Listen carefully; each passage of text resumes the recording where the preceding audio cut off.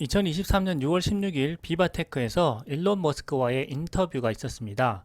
재미있는 내용들이 많이 있었는데요. 비바테크놀로지 또는 비바테크는요, 프랑스 파리에서 개최되는 혁신기업 그리고 스타트업을 중심으로 한 연례 기술 컨퍼런스 행사입니다. 비바테크는 2016년에 설립되었습니다. 이틀간 행사가 진행되는데요. 첫날은 신생기업이나 투자자, 임원과 학생 학계를 위한 것이고요. 이틀째는 일반 대중에게까지 공개가 되고 있습니다. 이날 행사에서 일론 머스크의 모습은 전보다 훨씬 더 여유로워졌고요. 농담도 잘 하는 것으로 봐서 테슬라의 일들이 잘 진행되고 있는 것으로 생각됩니다. 진행자는 일론 머스크의 이름이 하나의 혁신 브랜드가 되었고 향수 브랜드이기도 하다라고 소개했는데요. 과거에 일론이 온라인을 통해서 향수를 판매하기도 했던 그 일화를 이야기하고 있는 거죠. 당시에는 정말 뜬금없는 일들을 한다 하고 비판을 많이 받았었는데요. 그럼에도 불구하고 향수가 아주 잘 팔렸다고 합니다. 일론 머스크가 하면 뭐든지 다 잘 팔린다 하는 공식이 생긴 것 같습니다.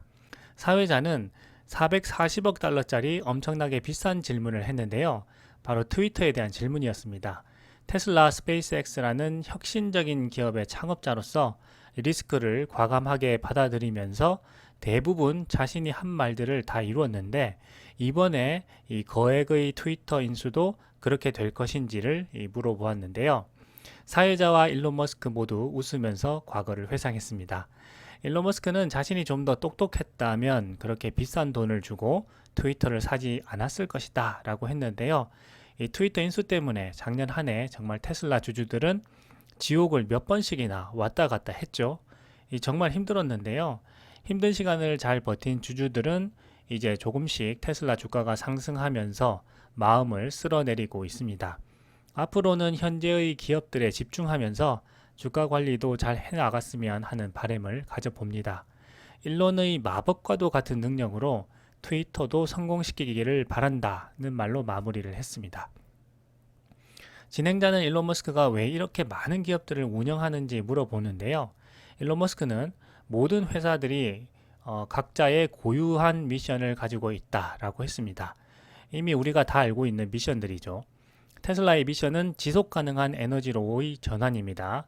아직까지 전 세계 전기차는 1%가 채 되지 않습니다. 다 합쳐서 2천만 대가 되지 않는 수준이기 때문에 일론 머스크는 이 부분에서 지속해서 성과를 만들어내야 한다라고 했습니다. 스페이스X 같은 경우는 상당히 큰 목표이죠. 인류를 다행성 종족이 될 수 있도록 만드는 것이 목표라고 했는데요. 인류라는 의식을 가진 존재가 우주에서 사라지지 않게 하기 위한 목적과 사람들이 우주에 더 많은 관심을 가지게 하기 위해서라고 했습니다. 우주 여행이 본질적으로 사람들을 흥분하게 하고 흥미를 가지게 만들기 때문입니다. 호기심을 불러일으키기도 하죠. 일론 머스크는 사람들이 UFO를 본 적이 있는지 물어본다고 했는데요. 스페이스X가 이제 일주일에 한 대씩 로켓을 발사하고 있기 때문에 만약에 UFO가 있었다면 지금쯤 봤을 거라고 했습니다. 그러면서 태양계에서 어쩌면 우리 인류가 의식을 가진 유일한 존재일 수 있기 때문에 이것은 광활한 어둠 속에서 조그만 촛불이 빛나는 것과 같다. 그래서 일론 머스크 입장에서는 이 작고 소중한 의식의 촛불이 꺼지지 않기 위해서 자신이 할 수 있는 모든 일을 다 해야 한다라고 이야기했습니다. 이 말은 자주 들었지만 들을 때마다 참 감명 깊은 이야기죠. 그리고 정말 중요한 이야기를 했는데요. 현재 테슬라의 가장 큰 과제는 자율주행 FSD를 해결하는 것이다 라고 했습니다. 테슬라의 시가총액은 자율주행 문제 해결과 직결되어 있다라고 했는데요. 테슬라 시가총액은 자율주행 기술을 완벽하게 할 수 있느냐와 직접적으로 연관되어 있기 때문에 이것이 해결되게 된다면 테슬라의 주가도 굉장히 긍정적으로 반응할 것이다 라고 이야기를 했습니다.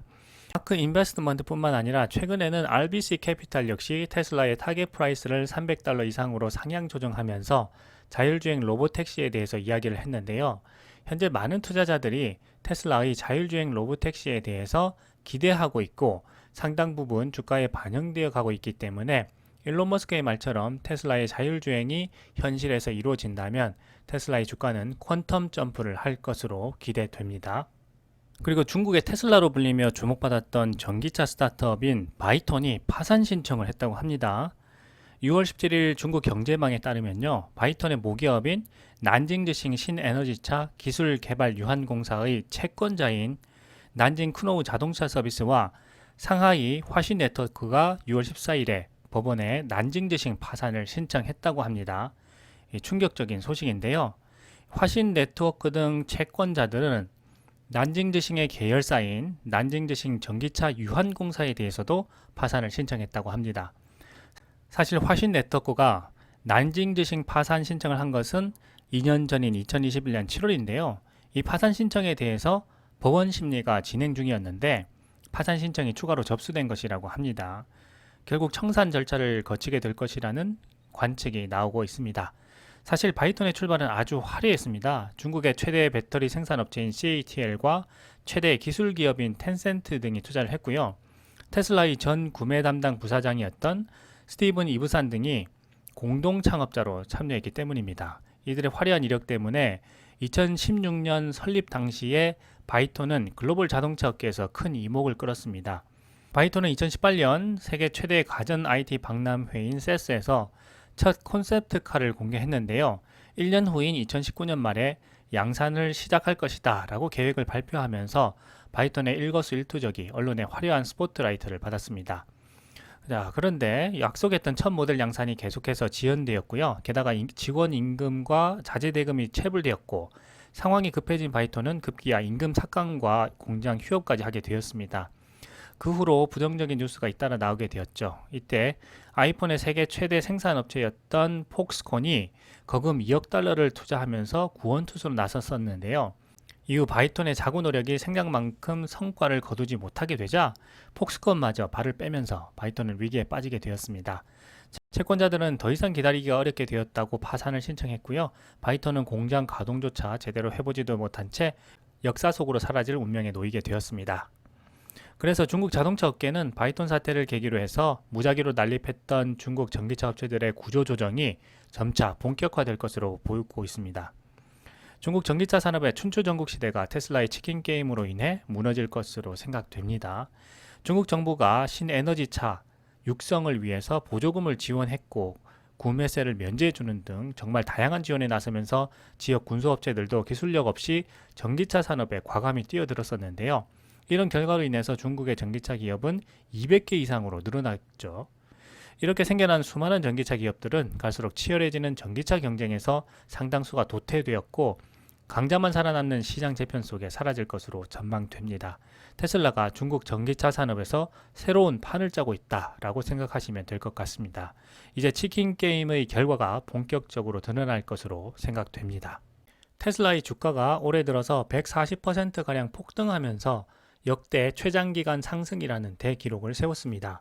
5월 25일부터 6월 14일까지 13거래일간 연속 상승이라는 대기록을 세운 것인데요. 이 기간 동안 상승폭은 무려 40%나 됩니다. 이 틈을 타서 서학개미들은 한 달간 4,700억 원어치 테슬라 주식을 순매도하며 차익 실현에 나섰는데요. 6월 17일 한국예탁결제원 증권정보시스템인 세이브로에 따르면요. 5월 16일부터 6월 15일까지 한 달간 서학개미들이 테슬라 주식을 순매도한 금액은 약 3억 7천만 달러, 하나로 약 4,700억 원으로 집계되었습니다. 순매도 결제액은 매도 결제액에서 매수 결제액을 차감한 순매도 금액을 말하는데요. 이 기간 동안 테슬라를 산 금액보다 판 금액이 더 많았다는 이야기입니다.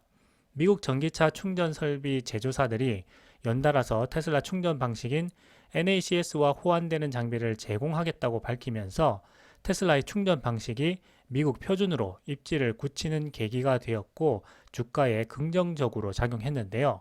이런 테슬라 주가의 급등세는 서학개미들의 차익 실현 기회가 되었습니다. 서학개미들의 차익 실현은 테슬라뿐만 아니라 빅테크 전반에 걸쳐 일어났는데요. 세이브로에 따르면 지난 한 달간 엔비디아는 1억 1,202만 달러, 하나로 1,427억 원을 순매도했고요. 애플은 4억 6,355만 달러, 하나로 약 5,906억 원 순매도했습니다. 이런 뉴스를 접하면서 개인적으로는 투자에 대한 관점을 다시 한번 점검해 보면 어떨까 하는데요. 워렌 버핏과 피터 린치의 투자 아이디어를 함께 살펴보겠습니다. Mr. Buffett and Mr. Munger. Hi, my name is Daphne. I'm 13 years old, and this is my 6th annual Berkshire Hathaway shareholders meeting. 이 워렌 버핏은 2016년 처음으로 애플 주식을 매수했습니다. 당시 언론에서는 버핏의 애플 매수를 두고 엄청나게 호들갑을 떨었는데요. IBM 이후 기술주는 쳐다보지도 않던 버핏이 웬일이냐 하며 연일 이제 뉴스에서 떠들어댔죠. 자, 그런데 아이러니하게 버핏이 애플을 매수한 시기에 애플은 아주 그 힘든 시기를 보내고 있었습니다. 가장 안 좋은 시기 중에 하나였는데요. 이 13년 만에 첫 분기 실적 감소를 발표하게 됩니다. 자, 주가가 30%나 곤두박질 치던 시기였는데요. 사람들이 모두 이 애플의 성장은 이제 끝났다라고 하면서 주식을 팔기에 바빴죠. 자, 버핏의 첫 애플 매수가 바로 이 시기에 시작이 되었습니다. 일반인들 같은 경우에는 겁이 나서 주식을 사기가 꺼려질 텐데요. 주가가 폭락한 틈을 타서 워렌 버핏은 애플 주식 980만 주, 무려 1 빌리언 달러 가량의 애플 주식을 매수했습니다. 자, 기술회사 주식 매수로는 2011년 IBM 이후 두 번째였는데요. 애플 주주라면 다 아시겠지만 애플 투자로는 상당히 늦은 때였습니다. 지금 와서 그래프를 보면 눈에 보이지 않을 정도로 작은 하락이었는데요. 보시면 여기쯤에 이제 위치해 있죠. 그래서 약 한 24달러 정도 수준이 되고 지금은 여기 위치에 와 있습니다. 그래서 당시에 30% 폭락할 때는요, 정말 이제 무서웠습니다. 13년 만에 첫 분기 실적 하락이라는 뉴스가 미디어들을 도배하기 시작했고요. 장기 투자하던 사람들도 웬만해서는 이때 주식을 거의 다 내던졌죠. 이 버티기가 쉽지 않았습니다. 모두가 이제 애플의 성장 끝났다 이렇게 외쳤는데 버핏은 거꾸로 행동했습니다. 그들의 주식을 모두 사들이기 시작했죠. 7년이 지난 지금 애플의 주가는 그때의 약 7배가 되었습니다. 자, 이런 이야기 하면은 또 한 명의 인물이 생각나죠. 바로 피터 린치인데요. 워렌 버핏이 하루는 피터 린치에게 전화를 걸어서 린치가 쓴 책에 있는 문장을 써도 되냐고 물어봤다고 합니다. 꽃을 뽑고 잡초에 물을 주는 행동을 하지 마라, 이런 격언이었는데요. 참 마음에 들었나 봐요. 저도 투자를 하면서 늘 이 문장을 계속해서 떠올리는데요. 내가 투자하는 기업이 꽃인지 잡초인지를 구분하려는 마음 때문입니다. 이 주식시장에서 이 단타의 유혹은 너무나 강해가지고요. 이 돈을 벌려면 잠시 잡초를 선택해도 될 것만 같은데요. 이 잡초가 잡초인지 알고 그랬다면은 이야기는 달라지겠지만, 이 자신이 투자하는 기업이 정말 꽃인지 잡초인지 구분이 안 된다면은 그거는 큰 문제죠. 많은 사람들이 꽃과 잡초를 구분하지 못하고 있다, 이렇게 비판을 했는데요. 피터 린치가 강연 때마다 사람들이 자신이 투자하는 기업이 무슨 일을 하는지 모른다는 것을 계속해서 이제 지적했던 이유가 바로 그것이었습니다. 피터 린치는 꽃과 잡초를 구분하더라도 개인 투자자들이 꼭 명심해야 할 것이 하나 더 있다, 이렇게 이야기를 했는데요.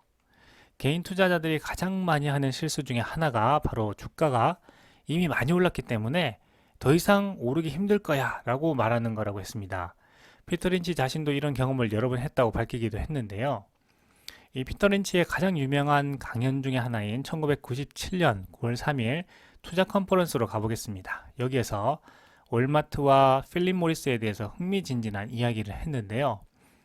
월마트가 상장한 후에 10년이 지난 시점에서 주식을 샀어도 30배의 수익을 얻을 수 있다고 했습니다. 이 많은 사람들이 월마트가 상장한 후에 이 10년 동안이나 월마트에 가서 쇼핑을 하면서도 주식을 살 생각을 못했다는 거죠. 자, 그런데 월마트가 그 성장을 계속해서 주가가 오른 후에 이제 주가는 다 올랐어 라고 하면서 주식을 사도 되냐는 그런 질문을 한 거죠.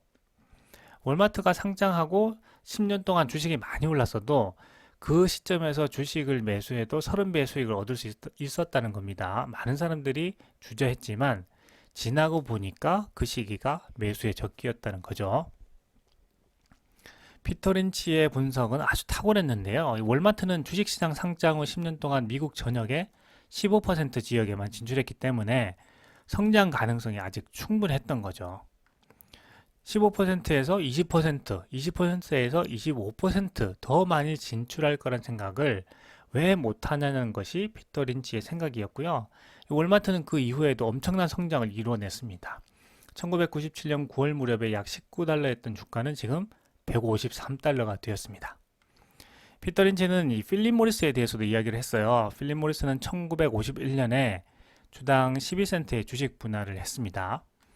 10년 후인 1961년에 필립 모리스 주가는 60센트가 되어서 5배가 오르게 되었죠. 이때 사람들이 주가가 많이 올랐으니 더 오르기 힘들다. 또 똑같은 이야기를 했다고 합니다. 당시에 비관적인 뉴스도 많았다고 해요. 이 말보로 인기도 식고 현금도 이제 바닥났다는 그런 이야기들도 떠돌았는데요. 사실 이거는 일시적인 것이었다고 합니다. 재무제표를 제대로 살피지 않았던 주주들이 역시 주식을 팔아치웠다고 해요. 자, 1951년 주식 분할로 5배가 올랐으니 주가가 더 오르기는 힘들 거야 라는 그런 이야기에 귀를 기울였고, 자, 그런데 이미 5배가 오른 이후에도 주가는 그 이후에 100배가 올랐다고 해요. 그래서 피터 린치는 평생 이 교훈을 명심했다고 합니다. 일반 투자자들이 가장 많이 하는 실수 중에 하나가 바로 이런 이야기라는 거죠. 2016년에 워렌 버핏이 애플 주식을 매수할 때도 같은 상황이었습니다. 사람들이 2016년 1분기에 애플이 13년 만에 처음으로 분기 실적이 하락하자 애플의 성장은 끝났다라고 하는 사람들로 넘쳐났습니다. 사람들이 공포에 던진 주식을 워렌 버핏은 매수하기 시작했고, 그 이후로 주가가 7배가 상승하면서 워렌 버핏을 세계적인 부자 대열에 올려놓았습니다. 이 애플은 워렌 버핏의 최애 주식이 되었고요. 머크시 해서웨이 포트폴리오에서도 40%를 차지하게 됐습니다. 이 피터 린치의 월마트나 필립 모리스 그리고 워렌 버핏의 애플을 보게 되면 기업 투자에 있어서 성장성을 함부로 판단하는 것이 얼마나 어리석은 일인가 하는 것을 우리가 알 수가 있죠. 성장 기업에 투자하는 투자자들에게 큰 교훈이 되는 사례라고 생각합니다.